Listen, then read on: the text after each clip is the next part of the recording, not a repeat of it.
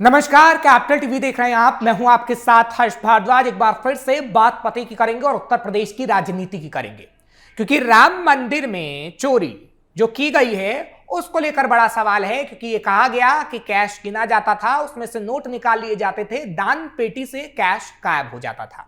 सवाल बड़ा है, अखिलेश यादव सवाल उठा रहे हैं। तो दूसरी तरफ एक और मुद्दा आज सामने आया जब ओपी राजभर ने सवाल उठाया कि समाजवादी पार्टी अब टूटने की कगार पर है, क्योंकि रामगोपाल यादव की तरफ से अमित शाह को एक गुप्त चिट्ठी दी गई है। हालांकि समाजवादी पार्टी ने पलटवार करते हुए कहा है कि ऐसा कुछ भी नहीं है और राजभर साहब कुछ भी बेतुका बोल जाते हैं। आज इसी पर चर्चा करेंगे। तीन खास मेहमान इस वक्त मेरे साथ जुड़े हुए हैं, उनका स्वागत करेंगे।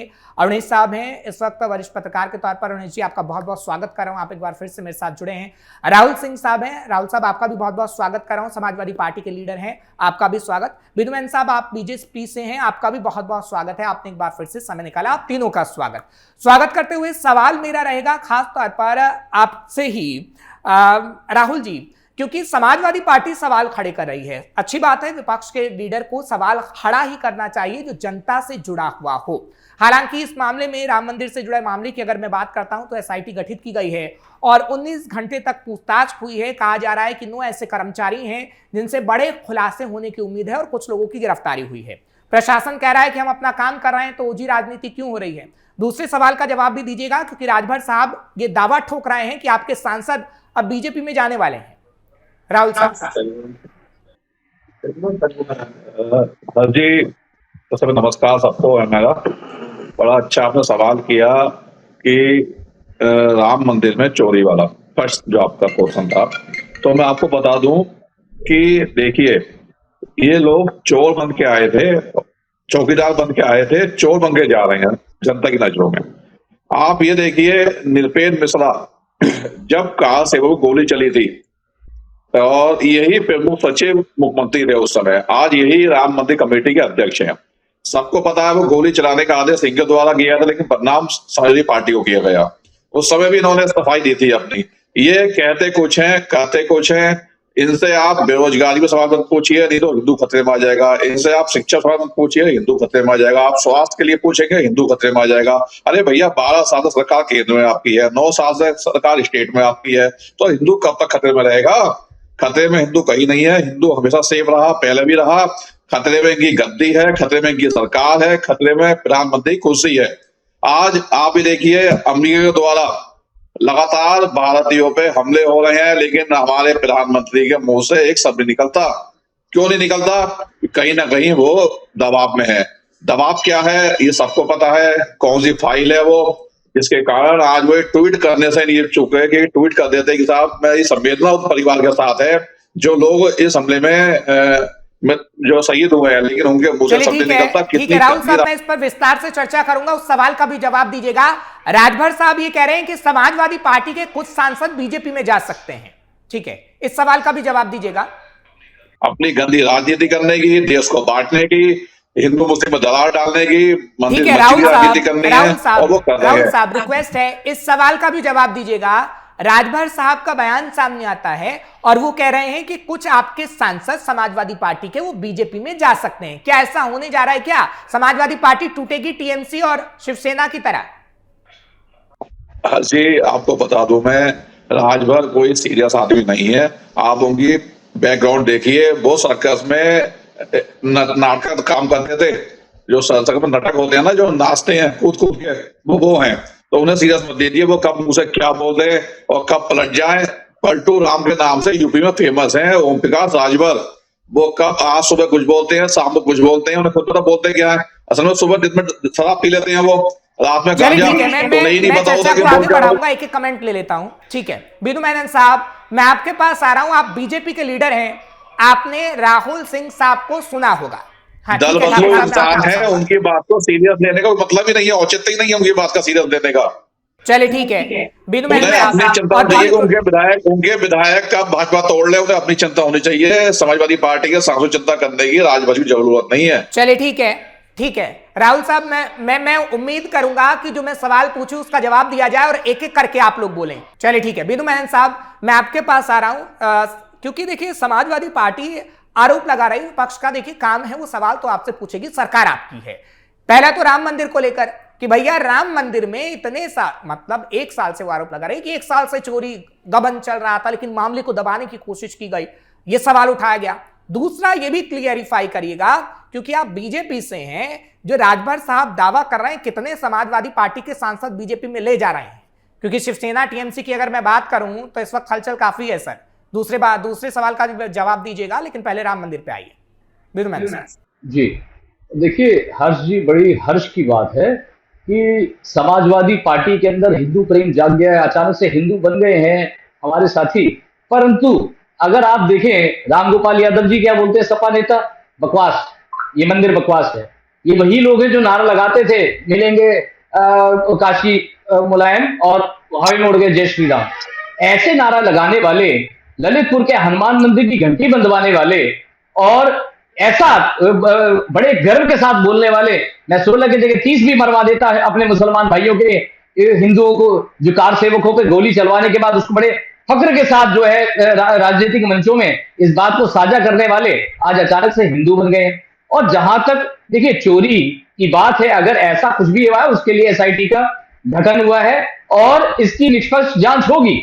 इसकी तरह नहीं है समाजवादी पार्टी ने आज तक क्या किया। समाजवादी पार्टी ने जनता के पैसे को लुटवाने का काम किया। आज मुझे बताइए, राम मंदिर को लेकर जो संवेदना व्यक्ति प्रकट कर रहे हैं, क्या आज तक अखिलेश यादव या उनका परिवार क्या राम मंदिर का दर्शन करने गया? नहीं गया। क्यों? और बैठकर राम मंदिर की आलोचना करने के अलावा इन्होंने आज तक किया क्या है, मुझे बताइए। हिंदू आज कह रहे हैं, ये मेरे भाई कह रहे हैं कि आज भाई हिंदू हर बार खतरे में होता है, हिंदू हर बार खतरे में होता है। हिंदू तो इनके टाइम पे खतरे में ही था। सुप्रीम कोर्ट के ऑब्जर्वेशन है, जब मुजफ्फरनगर का जो दंगा हुआ, आप ये कह रहे हैं कि अब हिंदुओं की याद कहीं ना कहीं आ रही है, जो कि पहले आ जानी चाहिए थी, लेकिन अब चोरी का मामला सामने आया तो कहीं ना कहीं हिंदुओं की याद समाजवादी पार्टी को आई है। मैं आऊंगा आपके पास राहुल साहब।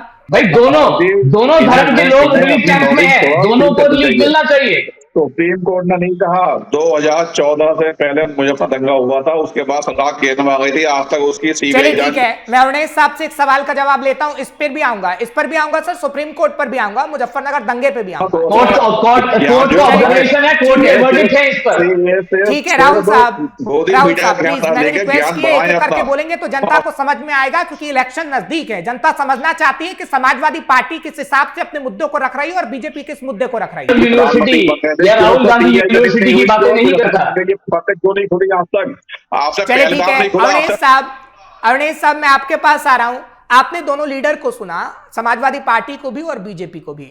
आपको क्या लगता है, क्योंकि देखिए अगर मैं बात करूं समाजवादी पार्टी की, तो समाजवादी पार्टी इस वक्त काफी लाइमलाइट में है। एक तो राम मंदिर को लेकर, दूसरा ओपी राजभर की तरफ से जो सवाल किया गया, और उनकी तरफ से तो ये कहा गया कि भैया कई सांसद आ रहे हैं, गृह मंत्री अमित शाह को एक चिट्ठी दी गई है रामगोपाल की तरफ से, वो वीडियो भी काफी तेजी से वायरल हो रहा है। आपको लगता है, पहला सवाल मेरा राम मंदिर को लेकर है कि राम मंदिर की जो चोरी का मामला है निष्पक्षता से जांच होगी? दूसरा ये कि क्या टीएमसी और शिवसेना यूबीटी की तरह जो सांसद हैं वो बीजेपी में समाजवादी पार्टी के आएंगे? अवनेश साहब देखिए ऐसा है, आपका जो पहला सवाल है उसके जवाब में तो ये कहा जा सकता है कि जैसे कि हमारी परंपरा में एक कहावत है कि राम नाम की लूट है, लूटे चाहे सलूट। तो ये राम नाम का महत्व है कि हम राम के अनुयायी हैं और राम के नाम का जितना जप करेंगे उतना ही ज्यादा अपने जीवन में सफल होंगे। ये तो आध्यात्मिक बात है। अब जरा राजनीतिक बात में आ जाइए। राम दान की लूट है, लूटे चाहे सलूट। अंतकाल भाजपा या फिर सपा पछताएंगे जब सत्ता से जाएंगे छूट। तो मेरा मतलब सिर्फ इतना है कि राम भगवान के करोड़ों भक्त हैं और उन भक्तों ने अपनी श्रद्धा भाव से कुछ दान दिया है। दशकों बाद, कितने सालों बाद हमारे यहाँ पे भगवान राम के मंदिर का नवनिर्माण हुआ और उसमें हर एक राम भक्त योगदान दे रहा है। तो सरकार को क्या चाहिए, जो राम जन्मभूमि ट्रस्ट है, इनको क्या चाहिए कि आप अपने इन भक्तों के साथ धोखा देंगे, उनके साथ अन्याय करेंगे, उनके साथ लूटमार करेंगे? क्योंकि कहीं ना कहीं ये बात तो सच है कि दान जो दिया गया है उस दान में लूट हुई है।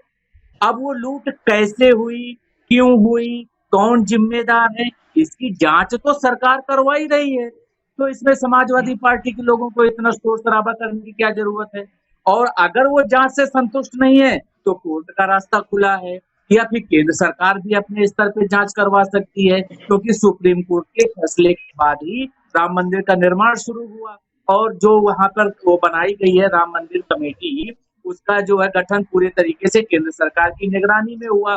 तो कहने का तात्पर्य ये है कि अखिलेश यादव ने जो ये मुद्दा उठाया है, तो इस मुद्दे में तो दम है, इसमें तो दो राय नहीं है कि भाई इतने ज्यादा जो है राम भक्तों के साथ क्यों अन्याय हुआ, लेकिन उसकी जिम्मेदार जो भी लोग हैं, और वो वही लोग हैं तो उसमें जुड़े हुए हैं। एक मिनट में बात पूरी कर लूं, इसके बाद आप अपना सवाल कीजिएगा।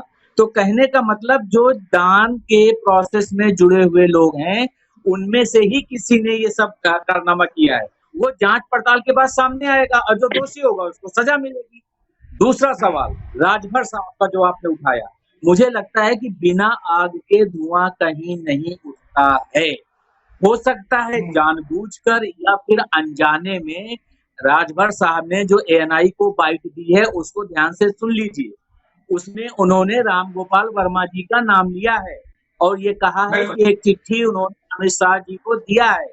तो भैया जब इतना ज्यादा एक शिगुफा आप छोड़ोगे और मीडिया में वो हेडलाइंस बनेगी, बड़े बड़े डिबेट शोज होंगे, तो ऐसे में राम गोपाल वर्मा को क्या मीडिया के सामने आकर ये स्पष्टीकरण नहीं देना चाहिए कि ये जो है गलत बयानी कर रहे हैं या झूठ बोल रहे हैं? दूसरा, आपने इसको जो लिंक किया कि महाराष्ट्र में आज ही क्या हुआ आपको पता है, 2-4 दिन पहले बंगाल में क्या हुआ ये भी आपको पता है। तो कहीं ना कहीं ये जोड़ तोड़ की जो राजनीति है ये बहुत ज्यादा हावी हो रही है आजकल। और मुझे ये लग रहा है कि महाराष्ट्र की तरह यूपी में क्या ऐसा हो पाएगा, ये कहना अभी जल्दबाजी होगी, क्योंकि समाजवादी पार्टी का यूपी में जनाधार मजबूत है और ये प्रमुख विपक्षी दल है और आने वाले चुनाव में बीजेपी को कड़ी टक्कर भी देगी। चलिए ठीक है बीनू मेनन साहब, अरुणेश साहब कह रहे हैं समाजवादी पार्टी कड़ी टक्कर तो देगी, लेकिन बिना आग के कहीं धुआं नहीं उठता। और जो पर्ची दी गई है अमित शाह साहब को, आपको लगता है कि समाजवादी पार्टी के कुछ सांसद आपके खेमे में जा सकते हैं? हालांकि देखिए हवा तो चल रही है और ये हवा जब चलेगी तो आंधी बनकर कहीं ना कहीं तूफान भी लाएगी। बीनू मेनन साहब देखिए, ये जो तूफान की चपेट में वो पार्टी आए हैं जिन लोगों में परिवारवाद था, चाहे वो टीएमसी हो चाहे वो उद्धव जी की पार्टी हो, तो और वही सेम जो है डीएनए समाजवादी पार्टी का है, परिवारवाद का में घिरा हुआ है। और जो आस्था और लोगों की आस्थाओं के साथ खिलवाड़ करने का काम यही टीएमसी ने किया, यही उद्धव ठाकरे ने भी की पार्टी ने भी किया और यही समाजवादी पार्टी भी करती है। जैसे हिंदुओं के आस्था के साथ खिलवाड़ करने का काम हमेशा से समाजवादी पार्टी करती आ रही है, चाहे मुजफ्फरनगर का कांड हो, चाहे वो ललितपुर के हनुमान मंदिर की घंटी बंधवा कर वहां पुलिस तैनात करने का काम हो, ये शुरू से करती आ रही है। तो अगर उसके अंदर के सांसद सफोकेट अपने आप को फील कर रहे हैं और परिवारवाद के कारण अपनी ग्रोथ को नहीं देख पा रहे हैं, तो हो सकता है उनकी पार्टी को छोड़कर जाएं, चाहे वो अपनी पार्टी बनाएं, चाहे वो भाजपा का दामन थामने आए। वो देखो, वो फ्यूचर प्रेडिक्ट नहीं किया जा सकता। बीनू मेनन साहब एक सवाल सुनिएगा, फिर मैं राहुल साहब के पास जाऊंगा। बीनू मेनन साहब, ठीक है बीनू मेनन साहब, एक सवाल है, जहां पे परिवारवाद इतना हावी है और परिवारवाद इतना हावी, और अखिलेश यादव जी की मुझे बात याद आती है, नारद जी की बात याद आती है जो उन्होंने एक इंटरव्यू में बोला, कैसे मुलायम सिंह जी रोने लगे कि भाई मुझे पार्टी के प्रेसिडेंट से ना हटाओ, वरना आप पर आरोप लग रहा है कि जिन सांसदों को आप लेकर आ रहे हैं उन्हें 15-15 करोड़ रुपए दिया जा रहा है। अखिलेश यादव, इनका क्या भरोसा पार्टी के सांसद करेंगे? ये तो सवाल की बात है। ठीक है बीनू मेनन साहब, 15-15 करोड़ सांसदों को दिया जा रहा है, ये संजय राउत सवाल खड़े कर रहे हैं। तमाम विपक्षी पार्टी कह रही है कि हमारे सांसदों को तोड़ने का 15 करोड़ रुपए आप दे रहे हैं। मैं अभी थोड़ी देर पहले उस डिबेट में भी था, तो एक चैनल में, तो उसमें भी यही जो शिवसेना के जो उद्धव विभाग के जो प्रवक्ता है हमसे यही बोल रहे थे 15-15 करोड़। तो मैंने उनसे एक सवाल पूछा, भाई उद्धव ठाकरे जी जब कांग्रेस के साथ जा मिले, अपने बाला साहेब ठाकरे जी के, आपको तो बयान तो याद होंगे ना, क्या बुलाते थे जो कांग्रेस का दामन थामने वालों को, ऐसा उनके पुत्र ने क्यों किया? बाला साहेब ठाकरे जी के उसूलों को दरकिनार कर कांग्रेस के साथ विलय करने के लिए, कांग्रेस के साथ साठगांठ बनाने के लिए कितने करोड़ रुपए उद्धव जी ने लिए, ये इसका सवाल पूछा और उनके पास जवाब नहीं था। और यहां तक बात मुझे बताइए, जब 2005 में राज ठाकरे क्यों अलग हुए शिवसेना से परिवारवाद के पीछे? क्या उस टाइम पे बीजेपी ने उनको अलग किया था? तो देखिए, ये सबका डीएनए एक है, और जब बात हाथ से छूटने लगती है तो ये अनर्गल आरोप लगाने लगते हैं, 15 करोड़ दिए, 50 करोड़ दिए। चलिए ठीक है बीनू मैन साहब, अब राहुल सिंह साहब के पास जाता हूं क्योंकि वो विपक्षी पार्टी के लीडर हैं, ठीक है, और समाजवादी पार्टी ये कह रही है कि तमाम विपक्ष एकजुट है। चलिए ठीक है, तमाम विपक्ष का जनता के पैसे से नाच गाने का कार्यक्रम किया गया, कैसे देश भारती के कार्यक्रम में कई करोड़ रुपए अपने बंदों को यश भारती के नाम पे कई लाखों रुपए जो अखिलेश यादव ने किया, इस पर बोले ना। राहुल साहब टोपी चोर पार्टी है, टोपी चोरी का एलिगेशन लगा, मुख्यमंत्री आवास में भी चोरी का आवास, जो उसके रेनोवेशन को लेकर भी इनके ऊपर आरोप लगे। देखिए, और सैंड माफिया के साथ इनका साठगांठ, और माफियाओं के साथ इनके साठगांठ, माफियाओं के कुत्तों के साथ हाथ मिलाने का काम करते हैं, माफियाओं के जब। चलिए ठीक है बीनू मैन साहब, मैं सवाल लेता हूं राहुल साहब से। आपने सवाल पूछ लिया है, प्लीज।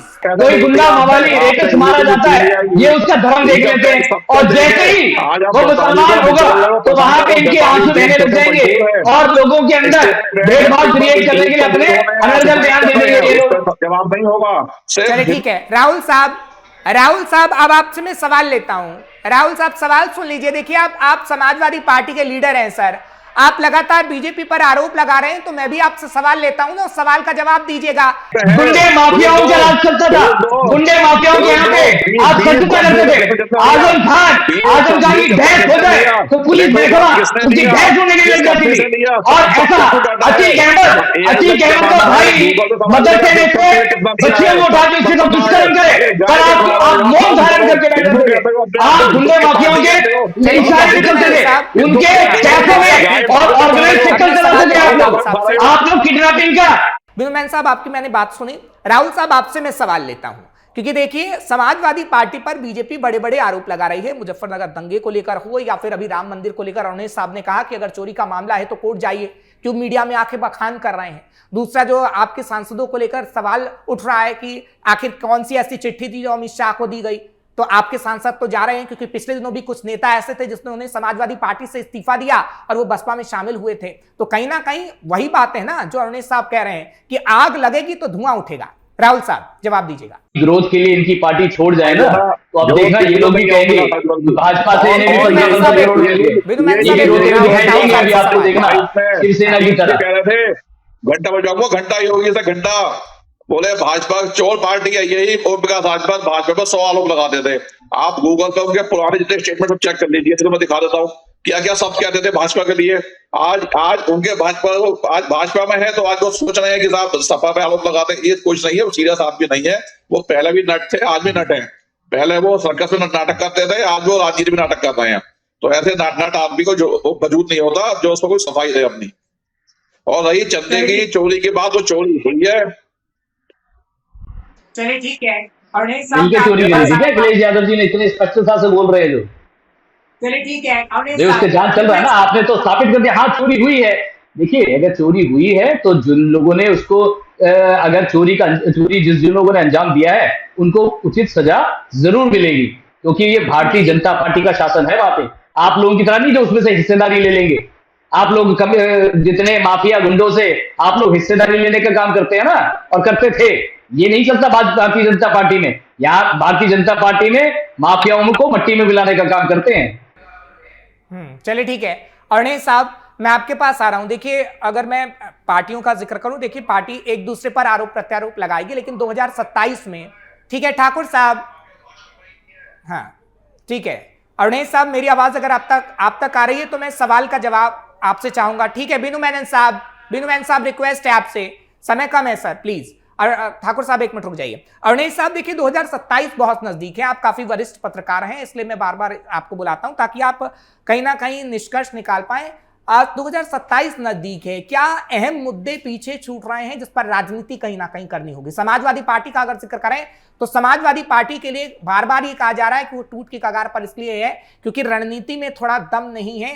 पीडीए का फॉर्मूला धाराशायी होता हुआ नजर आ रहा है, इसमें कोई दो राय नहीं कि लोकसभा चुनाव में पीडीए फॉर्मूला चला, लेकिन कुंदरकी जैसे इलाके में वो पीडीए फॉर्मूला नहीं चला है। तो कुछ गलतियां हैं समाजवादी पार्टी की, आपको लगता है? क्योंकि टक्कर तो बीजेपी और समाजवादी पार्टी में ही होनी है। अणेश सर,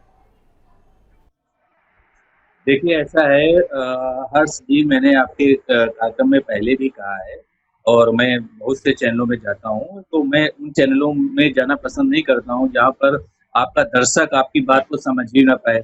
और ये मैंने नोटिस किया है कि यहाँ पर एक दूसरे के ऊपर चिल्लाने से वो सही नहीं रहता, इसलिए मेरी आपसे गुजारिश है और आप बाकी पैनलिस्ट में जो भी लोग हैं कि कृपया जब आपको बोलने का मौका दिया जाए आप बोलिए। अब दोनों लोग अगर एक दूसरे के ऊपर चिल्लाएंगे तो जनता भी कुछ समझ नहीं पाएगी और हमें भी बहुत इरिटेशन होती है उससे, तो कृपया करके ऐसा ना करें, ये मेरा अनुरोध है। अब आता हूँ आपके सवाल के जवाब पर। देखिए ऐसा है कि 2027 में चुनाव है, लेकिन आपको 2029 भी दिमाग में रखना पड़ेगा, क्योंकि जो कुछ भी बंगाल में हुआ और ये महाराष्ट्र में हो रहा है, या यूं कह दें कि आज ही जो है लोकसभा के जो अध्यक्ष हैं स्पीकर ओम बिरला, उनके साथ मीटिंग है, तो उन सांसदों की जो उद्धव गुट को छोड़ रहे हैं, शिंदे गुट को ज्वाइन कर रहे हैं, तो उनके विधायक पहले टूट गए थे और सांसद अब टूट गए। और आने वाले समय में यूपी में भी ऐसा हो सकता है या नहीं हो सकता है, उसकी कहीं ना कहीं जो चिंगारी है ना, वो चिंगारी राजभर ने लगा दी है। अब हालांकि मुझे वैसे राजनीतिक समीकरण नहीं लग रहे हैं यूपी में जैसे कि महाराष्ट्र में या बंगाल में रहे हैं, इसलिए मेरा व्यक्तिगत तौर पे आकलन तो ये कहता है कि ऐसा कुछ नहीं होगा। राजभर ने एक मौके की नजाकत को समझते हुए मीडिया को एक मसाला दे दिया है कि भाई ऐसा ऐसा हो सकता है, लेकिन सियासत में कुछ भी हो सकता है, इसलिए उनके बयान को 100% दरकिनार आप नहीं कर सकते हो। मैंने इसीलिए अपने पिछले संबोधन में ठीक है अवनेश साहब, माफी चाह रहा हूं, टोक रहा हूं बीच में क्योंकि बीनू मैन साहब मुस्कुरा रहे हैं, एक सवाल आपसे ले रहा हूं। ठीक है, ठीक है, हाँ अवनेश साहब एक प्रश्न है आपसे जल्दी से, ठीक है, फिर राहुल साहब भी आ गए हैं। माफी के साथ आपको टोक रहा हूं सर, एक सवाल ले रहा हूं, जो सांसद चाहिए आप ले लीजिए। तो ये मन गढ़ंत बातें हैं कि सच्चाई है, ये तो आने वाला वक्त बताएगा, लेकिन मुझे लगता है कि मीडिया के सामने आकर के जैसे राजभर ने बोला है वैसे रामगोपाल को भी बोलना चाहिए। और दूसरी बात इससे अलग भी है कि जो मुद्दा है आपका, अगले साल पहले यूपी में चुनाव है, आपको मालूम है जो बंगाल में सियासी घमासान हुआ और तृणमूल कांग्रेस एक तरीके से अब मायावती की पार्टी जैसी बन गई है या बनने जा रही है, आज की तारीख में ये है। और महाराष्ट्र में जो शिवसेना एक जमाने में बहुत अच्छी पार्टी हुआ करती थी, आज वो पूरा टूट कर बिखर गई है। और अगर आप यूपी में ऐसा कुछ होता है तो जो सियासी समीकरण लोकसभा और राज्यसभा में केंद्र के स्तर पर होगा, बीजेपी को जितनी मजबूती मिलेगी, वो मुझे लगता है कहीं ना कहीं 2029 के चुनाव को ध्यान में रखते हुए किया जा रहा है। अब 2027 की अगर बात करें तो एक तो चंदा वाला मुद्दा रहेगा ही, क्योंकि ये तब तक जांच चलती रहेगी और जांच में अगर कोई दोषी पाया जाता है तो समाजवादी पार्टी इस मुद्दे को लपक लेगी। दूसरा मुद्दा कहीं ना कहीं इस मुद्दे का भी रहेगा जो बेरोजगारी है और जो क्राइम का है, और बिजली का मुद्दा। आपको मालूम है ना ये स्मार्ट मीटर लगाने के नाम पर क्या क्या और कितना वहां के लोगों में नाराजगी है। मैं ये कहना चाहता हूँ कि बीजेपी की वर्तमान सरकार से ब्राह्मण भी खुश नहीं है, आप इस बात को समझिए। और ब्राह्मण इनका परंपरागत वोट बैंक माना जाता है, जिस तरीके से मुस्लिम परंपरागत वोट बैंक समाजवादी पार्टी का माना जाता है। तो चलिए ठीक है, मैं उस पे आऊंगा। दिलचस्प लड़ाई होने वाली है समाजवादी पार्टी और। चलिए ठीक है बीनू मैनन साहब मैं आपके पास आ रहा हूं, फिर ठाकुर साहब आपके पास भी आऊंगा, ठीक है, एक एक करके प्लीज आप लोग बोलेंगे तो आप अपील मानिएगा प्लीज। बीनू मैनन साहब देखिए, आपके लिए खुश होने वाली बात है क्योंकि अवनेश साहब ने इशारों में कह दिया है कि भैया 2029 तक बात जा रही है, और जो मोदी साहब ने कहा था सदन के अंदर कि आपकी बार इतना पार, हालांकि वो इस लोकसभा चुनाव में 2024 में नहीं हो पाया, लेकिन अब कहीं ना कहीं लग रहा है कि हो जाएगा 2029 से पहले ही। एक तो उसका फायदा कहीं ना कहीं आपको मिल रहा है, दूसरा 2027 के इलेक्शन को लेकर अगर मैं बात करूं तो जो समाजवादी पार्टी इस मुद्दे को बड़ा बनाने की कोशिश करेगी वो तो थोड़ा इफेक्ट करेगा, उस पर जवाब दीजिएगा बीनू मैनन साहब। आवाज मेरे को आपकी साफ नहीं है, 2027 का मैंने इलेक्शन का सुना। देखिए भारतीय जनता पार्टी जब इलेक्शन के लिए उतरती है, अपने प्रोग्रेस कार्ड को लेकर उतरती है, अपने विजन को लेकर उतरती है, बिना बात के आरोप प्रत्यारोप में सिर्फ नहीं पड़ती है। हमारे पास अपना हमेशा एक प्रोग्रेस कार्ड होता है, विजन होता है, और उसी के बल पर हम आगे जीतते हैं। और ये जो हमारा जो सफर, विकास का सफर के जो हम निकले हुए हैं भारत के, ये हमारे पास हमारा रिपोर्ट कार्ड रहता है। और उत्तर प्रदेश का ये अगर आप देखिए, अब उत्तर प्रदेश का जीएसडीपी 36 लाख करोड़ रुपए हो गया है।